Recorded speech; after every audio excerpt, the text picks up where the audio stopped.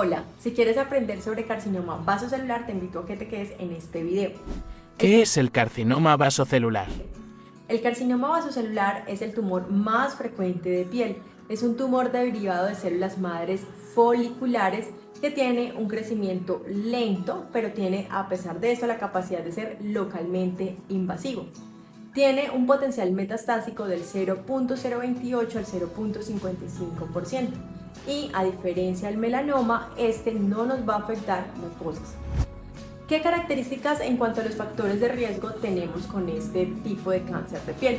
En cuanto a la radiación ultravioleta, va a ser una radiación que no es acumulable como con el melanoma, pero sí es una radiación que tiende a ser más recreativa y que se presenta de forma intermitente, como es el caso de aquellos pacientes que se van a vivir en áreas rurales después de los 30 años, en aquellos pacientes que sus ocupaciones al aire libre por más de 15 años son esos pacientes que tienen la práctica de tener recreación al aire libre, como los pacientes que trotan o incluso los pacientes también que se dedican al patinaje o a otro tipo de prácticas deportivas. Y la historia familiar de antecedente de cáncer de piel juega un papel muy importante, ya que se estima con un OR del 5.8%, la presencia de queratosis actínica tiene un riesgo, un OR del 3.3%, y los fototipos del 1 al 3 también tienen un alto riesgo de tener incidencia de carcinomas vasocelulares. Ahora, es importante que nosotros tengamos claridad sobre cuáles son los tipos de este carcinoma, del carcinoma vasocelular. Son varios y por eso lo vamos a hacer de una forma mnemotécnica para que así podamos ayudarnos y facilitar el aprendizaje de los tipos de carcinoma vasocelular. La mnemotecnia es la siguiente: Morfeo, un superteniente, no piensa firmar planilla.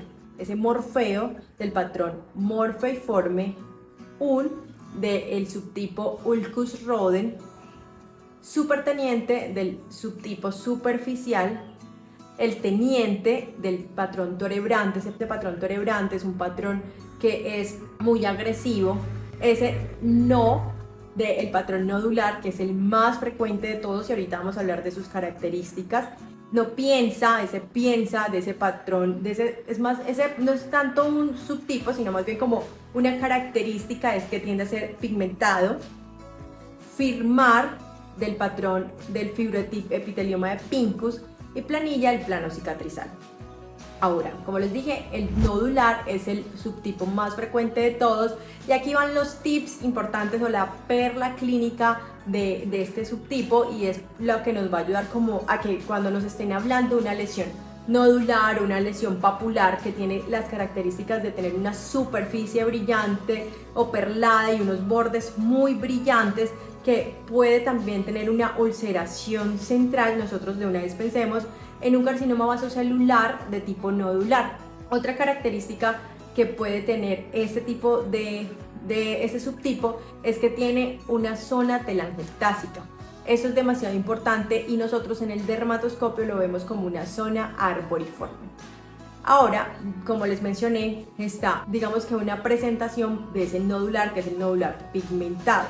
Ese nodular pigmentado se caracteriza porque es más difícil visualizar como esos bordes brillantes, pero va a ser también la pápula o el nódulo que va a tener una superficie de un color mucho más violáceo, oscuro o un tono azulado, y como les mencioné es más difícil como visualizar esos bordes brillantes.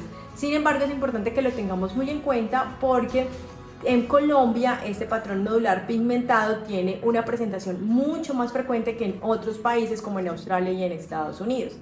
Ahora, hay un síndrome genético que se llama síndrome de Gorlin, que se caracteriza por ser de herencia autosómica dominante y se caracteriza por la presencia de centenares de carcinomas vasocelulares.